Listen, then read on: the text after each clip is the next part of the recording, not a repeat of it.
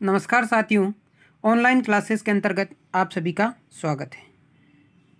आज हम मृदीय कारक एडेफिक फैक्टर्स के बारे में अध्ययन करेंगे। इसके अंतर्गत अपन बात करेंगे एडेफिक फैक्टर्स क्या होते हैं। इसमें अपन बात करेंगे तो मृदा क्या है, मृदा जनन कैसे होता है और मृदा विज्ञान किसे कहते हैं, इन सब चीज़ों के बारे में अपन बेसिक जानकारी प्राप्त करेंगे। उसके बाद अपन बात करेंगे सोइल प्रोफाइल के बारे में। उसके बाद बात करेंगे अपन कंपोजिशन ऑफ सोइल के बारे में। तो शुरुआत करते हैं अपन सबसे पहले एडिफिक फैक्टर्स क्या होते हैं। तो सबसे पहले बात करते हैं अपन एडिफिक फैक्टर्स के अंदर मृदा क्या है। तो मृदा अपक्षीण और अर्थ क्रस्ट की सबसे ऊपरी परत है जिस पर वनस्पति पाई जाती है या वनस्पति उग सकती है। यह खनिज तथा जीवों के अपघट्य कार्बनिक पदार्थों के मिश्रण से बना कॉम्प्लेक्स कंपोजिट मास है। ठीक है, ये तो हो गई मृदा की डेफिनेशन। अब मृदा का जिस विज्ञान की शाखा के अंतर्गत अध्ययन किया जाता है वो क्या कहलाती है, वो शाखा क्या कहलाती है, पेडोलॉजी। और पेडोलॉजी के बारे में सर्वप्रथम जिसने बताया वो थे दोक्यासेव, एक रूसी वैज्ञानिक थे और उन्होंने 1889 में इसके बारे में सबसे पहले बताया और उन्होंने मृदा को परिभाषित भी किया। और उनके अनुसार मृदा क्या है, मात्र सेलों, पर्यावरण, जीवों और समय की परस्पर क्रियाओं और प्रतिक्रियाओं का परिणाम है। अब बात करते हैं अपन मृदा जनन किसे कहते हैं या पेडोजेनेसिस किसे कहते हैं। तो चट्टान अर्थात सेल के अपक्षय से मृदा बनने की क्रिया को ही क्या कहते हैं, पेडोजेनेसिस या मृदा जनन। और सेल क्या है ये भी आपको पता होना चाहिए। सेल मिनरल्स का एग्रीगेशन यानी कि सेल खनिजों का समुच्चय है जिसका निरंतर विघटन होता रहता है और इसी विघटन के प्रक्रम को क्या कहते हैं, अपक्षय। इसमें मुख्य 3 प्रकार के प्राकृतिक कारक सहयोग करते हैं। मृदा या सेल अपक्षय में 3 कारक महत्वपूर्ण भूमिका निभाते हैं। पहला भौतिक कारक जिसके अंतर्गत अपन बात करें तो वायु, रेनफॉल और टेम्परेचर, भूस्खलन आदि सम्मिलित है। दूसरा रासायनिक कारक जैसे जल अपघटन, हाइड्रोलाइसिस, ऑक्सीडेशन और जलयोजन, कार्बनीकरण इत्यादि इसके अंतर्गत सम्मिलित है। तीसरा जैविक कारक जैसे मॉस, नील हरित शैवाल, मानव द्वारा किए जा रहे कार्य जैसे खनन आदि इसके अंतर्गत सम्मिलित है। उपरोक्त कारकों द्वारा ही किसका निर्माण होता है, सोइल का निर्माण निरंतर होता है और ये प्रक्रिया क्या है, बहुत ही मंद गति से होने वाली प्रक्रिया है। मृदा निर्माण तथा खनिजों के उद्गम के आधार पर मृदा को 2 भागों में बांटा गया है। एक रेडियल सोइल यानी अवशिष्ट मृदा, वह मृदा जो किसी स्थान पर ही रहती है और जहाँ मतलब किसी स्थान पर ही रहती है जहाँ या यूँ बात करें तो उसी स्थान पर रहती है जिस स्थान पर इसका निर्माण होता है। ये मृदा क्या कहलाती है, अवशिष्ट मृदा। दूसरी होती है वाहित मृदा या ट्रांसपोर्टेड सोइल, विभिन्न माध्यमों द्वारा अन्य स्थानों पर स्थानांतरित या अभिगमित अपक्षयित सेल पदार्थ क्या कहलाते हैं, ट्रांसपोर्टेड सोइल कहलाते हैं। क्या कहलाते हैं, ट्रांसपोर्टेड सोइल कहलाते हैं। अब ये 4 प्रकार की हो सकती है जो यहाँ पे। तो पहली होती है जलोढ़ मृदा, क्या होती है, जो जल द्वारा वाहित होती है। दूसरी है चल हिमनद के साथ स्थानांतरित होने, हिमलोड मृदा, ग्लेशियल सोइल। तीसरी होती है पृथ्वी के गुरुत्वाकर्षण के कारण स्थानांतरित, जिसको बोलते हैं मिश्रोद मृदा। और तीसरा वायु द्वारा अभिगमित यानी जिसको बोलते हैं पवनोड या वायुतोड़ मृदा। क्या कहते हैं, पवनोड या वायुतोड़ मृदा। और चारों को यहाँ मैंने आपके यहाँ बताया, 1, 2, 3 और 4। ठीक है। अब नेक्स्ट बात करते हैं अपन आगे। अगला है सॉइल प्रोफाइल। मृदा की परतीय या लेयर्ड स्ट्रक्चर को ही क्या कहते हैं? Soil profile. अर्थात अगर अपन भूमि को का वर्टिकल सेक्शन लें तो जो अपने को स्ट्रक्चर दिखाई देती है वही क्या है?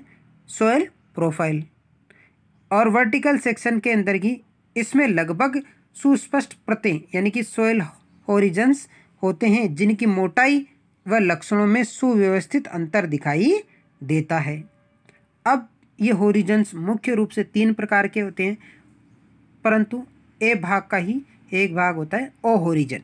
ठीक है, तो इनको अपन ने यहाँ डायग्राम में भी आपको बताया गया है।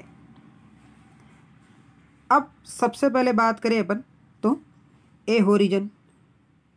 ए होरिजन के अंतर्गत सबसे ऊपरी यानी कि टॉप सॉइल क्या आती है?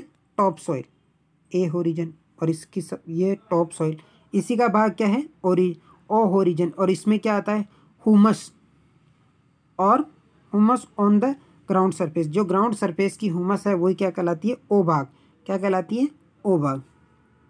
ठीक है, अब बात करते हैं अपन ए होरिजन के बारे में। तो ए होरिजन सबसे ऊपरी परत को ही क्या कहते हैं? ए होरिजन या टॉप सॉइल। ये टॉप सॉइल पादप वृद्धि के योग्य है। यह शेल अक्षय तथा जीवों की सक्रियता के सम्मिलित प्रभावों से बनती है और इसमें क्या होती है? हुमस की अधिकता होती है, क्योंकि ओ वाले भाग क्या पूरा हुमस का बना हुआ होता है, ये अपन ने बात करी है। और इसका रंग क्या होता है?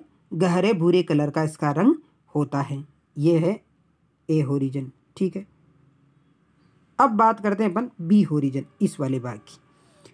तो इसको क्या कहते हैं? पहले तो सब सॉइल यानी कि उपमृदा। क्या कहते हैं? उपमृदा। और इसका रंग क्या होता है? अपेक्षाकृत हल्के भूरे रंग का है। क्या है? हल्के भूरे रंग का। और इसको और क्या बोलते हैं? एक्यूमुलेशन यानी कि जोन ऑफ एक्यूमुलेशन वाला जोन भी इसको बोलते हैं। किसको? बी होरिजन को। ठीक है, इसके अलावा अपन बात करें तो ये क्या है कि टॉप सॉइल की अपेक्षा थोड़ा सघन तथा लगभग जीव रहित भाग होता है। इसमें बहुत से विलेयशील खनिज और महीन सेल कणिकाएं भी मिलती हैं। ये एक जल संग्रहण क्षेत्र का कार्य भी करता है। वर्षा जल रिसकर इसी सब सॉइल में एकत्रित होता है, जो बाद में क्या करता है? कैपिलरी रिएक्शन द्वारा टॉप सॉइल के अंतर्गत जाता है। ठीक है, अब बात करते हैं अपन सी होरिजन की। यह मृदा या सॉइल प्रोफाइल का सबसे नीचे का होरिजन है, जो जैविक दृष्टि से कम महत्व का है। और ये क्या होता है? हार्ड रॉक का बना होता है। किसका बना होता है? Hard rock. ये वाला जोन जो किसका बना होता है? Hard rock. ठीक है, इसके अलावा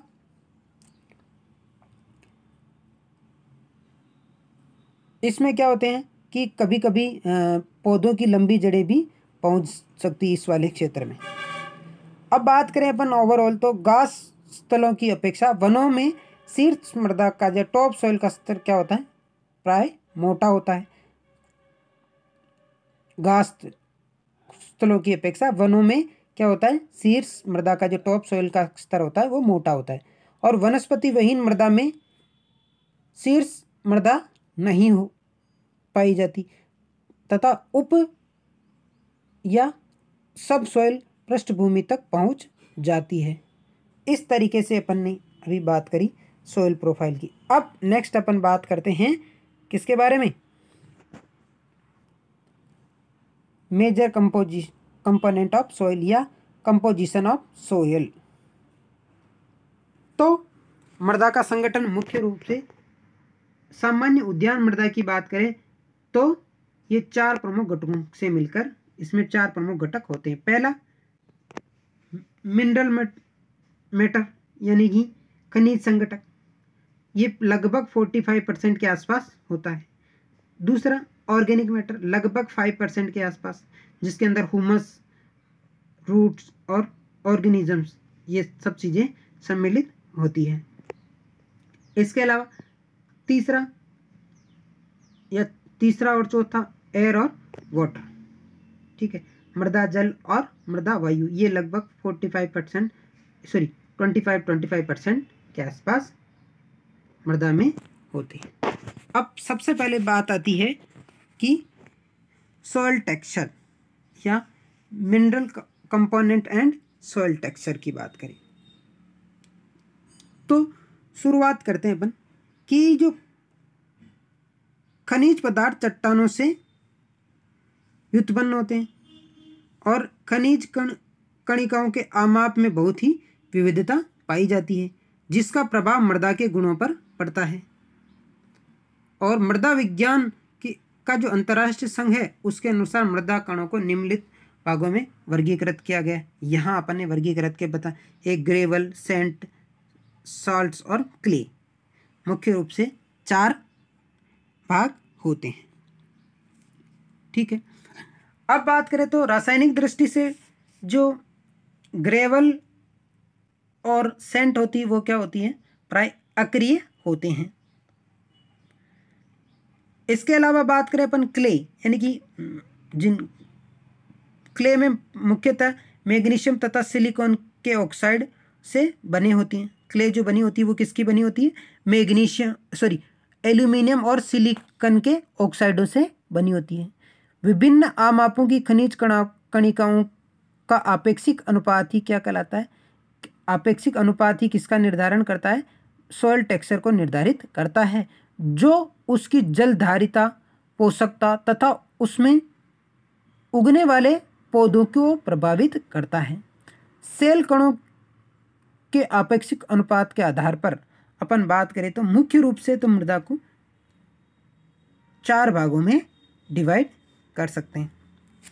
और अब उसमें पहले बात करें तो क्ले, जिसको अपन क्या कहते हैं, मृतिका, हिंदी में बोलते हैं मृतिका, क्ले सॉइल या मृतिका सॉइल। तो इसके अंतर्गत जो इसके कणों का आकार होता है लेस देन 0.22 mm के आसपास होता है। फिर साल्ट में क्या होता है 0.002 mm से 0.02 mm के पास। फिर सेंट जिसको बोलते हैं बालू, और उसके कणों का आकार होता है 0.02 mm से 2 mm तक, ठीक है।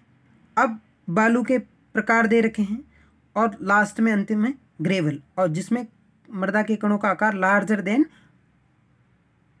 2.0 mm से अधिक, ठीक है। इसमें अपन किसको सम्मिलित करते हैं, ग्रेवल को या बजरी, जिसको बोलते हैं बजरी, ठीक है।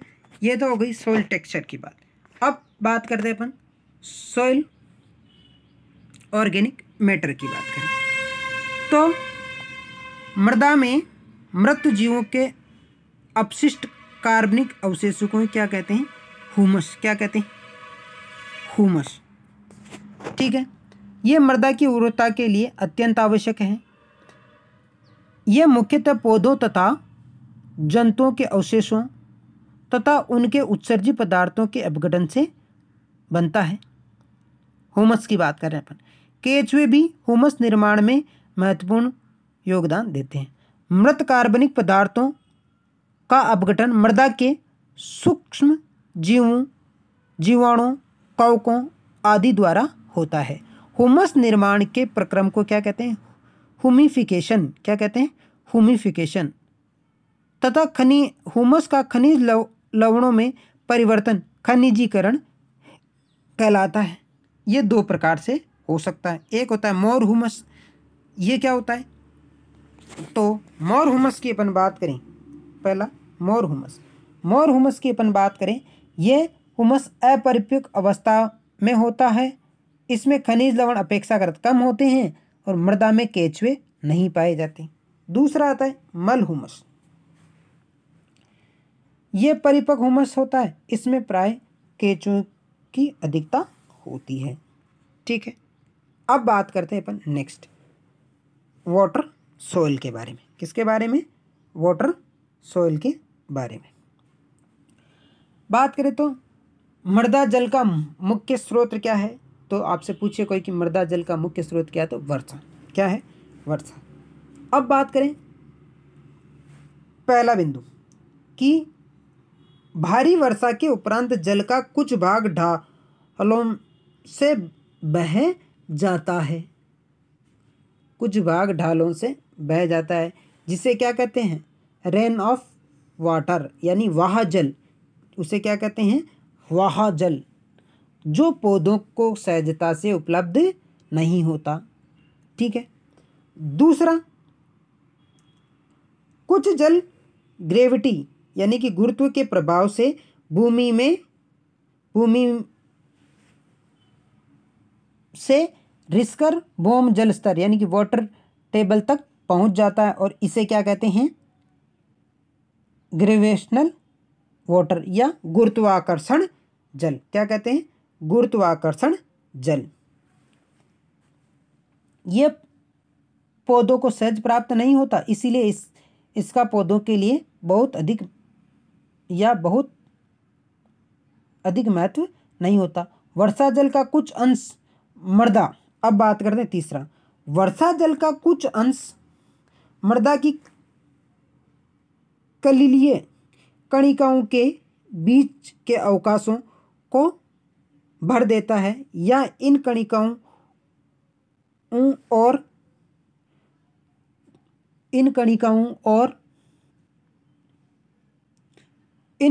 के चारों ओर पतली परत बनाता है, और इसी के क्या कहते हैं? Capillary water. वापस से रिपीट करता हूँ कि वर्षा जल का कुछ अंश मृदा की कलिकीय कणिकाओं के अवकाशों को भर देता है तथा इन कणिकाओं के चारों ओर पतली परत बनाता है। इसे क्या कहते हैं अपन? कैपिलरी जल या कैपिलरी वाटर। चारों ओर पतली परतें बनाता है, और इसे क्या कहते हैं? Capillary water. ये इंपॉर्टेंट परिभाषा है। और यही क्या होता है? जल पौधों को सहजता से उपलब्ध होता है और सर्वाधिक महत्वपूर्ण होता है, क्योंकि इसका अवशोषण जड़ों द्वारा सहज रूप से हो जाता है। मृदा जल का कुछ भाग कलिलियों द्वारा यानी कि सॉइल कोलाइड्स द्वारा अवशोषित हो जाता है, जो इसे दृढ़ता पूर्वक बंद बनाए रहते हैं, और ये पौधों को उपलब्ध नहीं होता। ये क्या कहलाता है? आर्द्रता जल। क्या कहलाता है? आर्द्रता जल। ठीक है। अब बात करते हैं अपन कुछ खनिजों के अणु जल की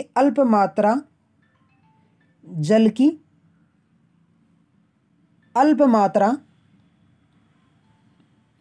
को प्रबल रासायनिक बंधों द्वारा बंधे रहते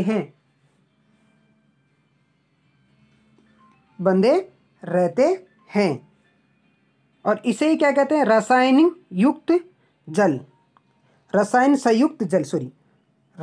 संयुक्त जल कहते हैं। रसायन संबद्ध जल के बाद अब बात करते हैं अपन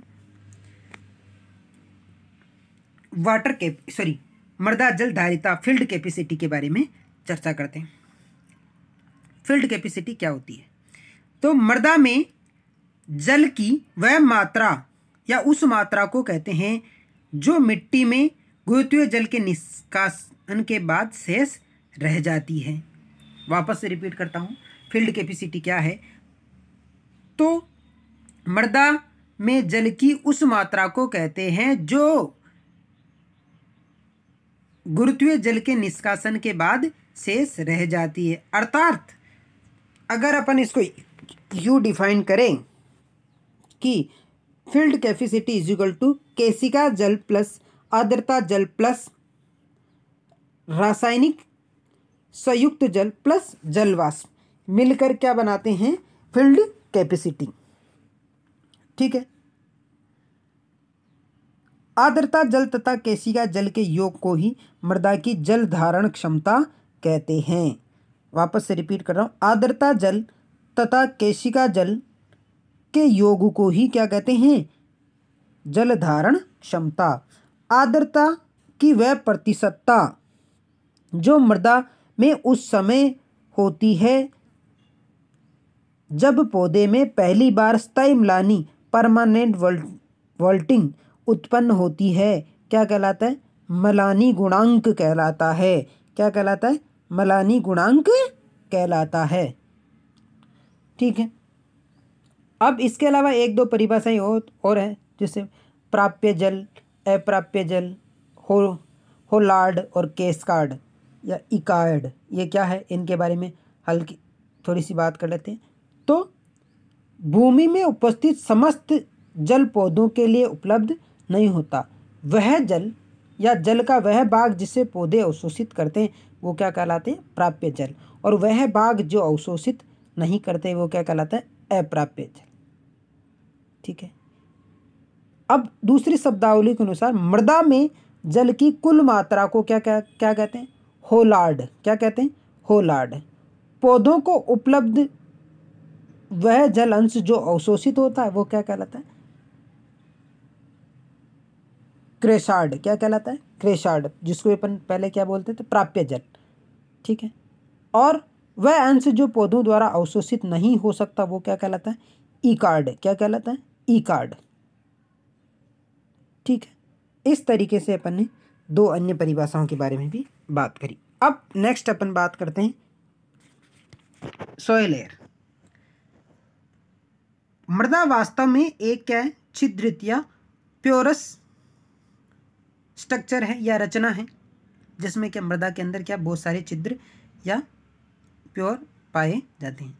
मृदा कणिकाओं में उपस्थित ये अंतराल क्या कहलाते हैं, पोर फेस यानी कि रंध्र अवकाश। क्या कहलाते हैं, रंध्र या पोर स्पेस यानी रंध्र अवकाश।